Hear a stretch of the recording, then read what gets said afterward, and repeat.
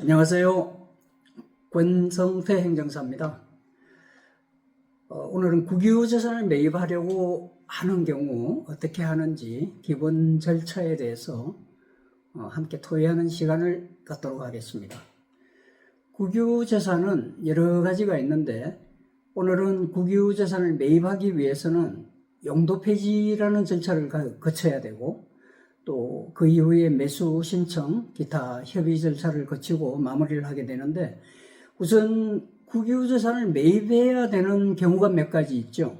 보통은 국유재산을 일부 점유사용, 주택이나 또 농지로 사용하고 있다든지 울타리 이런 것들로 사용하고 있다가 현황조사 때 발견이 되어서 어쩔 수 없이 매입 신청을 하게 되는 경우가 있습니다. 그러고는 혹시 다른 경우에는 사용허가는 대부로 논이나 답이나 전답 이런 것들을 사용 중인 국유재산에 대해서 일정 기간이 지나면 매수 신청을 할 수 있는 국유재산법에 따라서 매입을 할 수가 있는 것이죠.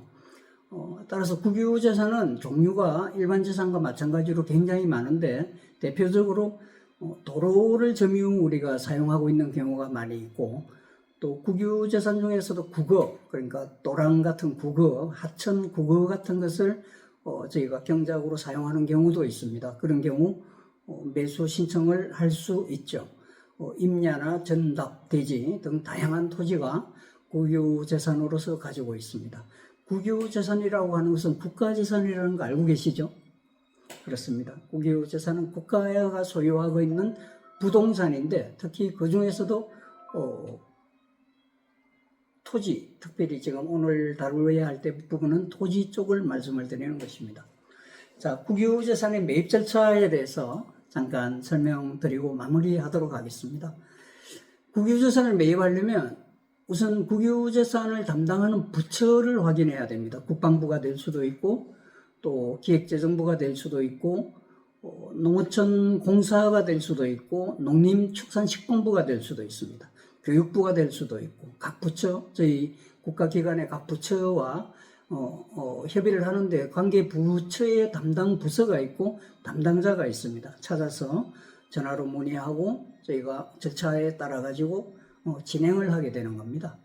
자, 국유재산이라고 하는 것은 국가가 사용하는 재산이니까 그것을 행정재산이라고 합니다. 행정재산에는 국가가 사용하니까 원칙적으로 매각을 할 수가 없죠. 그래서 국가가 소유하고 있는 재산은 용도폐지라는 절차를 거쳐가지고 사용하는 행정재산에서 사용하지 않는 일반재산으로 전환하는 법적 절차가 필요합니다. 그걸 용도폐지라고 하는데 용도폐지 신청을 저희가 또 하게 되는 거죠. 용도폐지를 하게 되면 현황도 조사를 해야 되고 일정한 면적이 분할을 해야 되면 분할도 해야 되고 그래서 현황 청량과 분할 청량이 필수적으로 따르게 됩니다.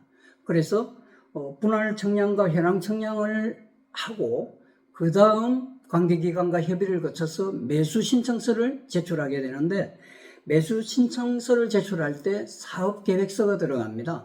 우리가 국유재산을 매입을 해서 내가 어떤 식으로 활용을 하겠다는 사업계획서, 긴 내용은 아닙니다. 약 한 10페이지 정도면 충분하고 기타 구비 서류를 법정 양식, 기타 필요한 양식대로 사진이나 기타를 제출하게 됩니다.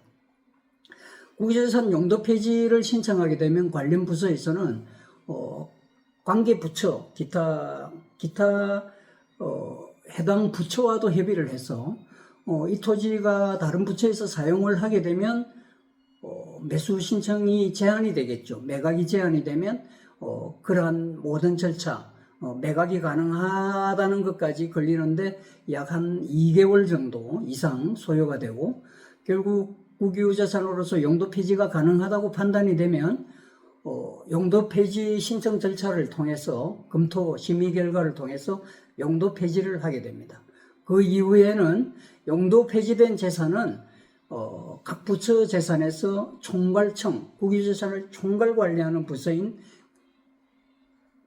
기획재정부로 소유권이 넘어가게 됩니다. 단 기획재정부에서는 국유재산을 총괄하는 부서로서 정책부서니까 직접 관리를 하지 못하고 한국자산관리공사라는 캠코 들어보셨을 겁니다. 한국자산관리공사에서 국유재산, 일반 재산을 위임해서 관리를 하게 됩니다. 그래서 우리는 이제 용도 폐지가 된 국유재산은 국유재산 매수 신청을 국가기관에 하는 게 아니고 한국자산관리공사 담당 부서를 찾아서 담당관과 협의를 하게 됩니다. 담당관은 이런 매수 신청이 들어오면 수의 매각이 대상 가능하면, 직접 개인한테 매각이 가능하면 수의 매각으로 결정을 하게 되고, 그 검토 시간도 많이 걸리지만 이게 수의 매각이 되지 않고 공개 경쟁 입찰이 필요하다는 경우에는 온비드를 통해서 국유재산을 공개 매각을 하게 됩니다. 그 점 유의하시기 바랍니다.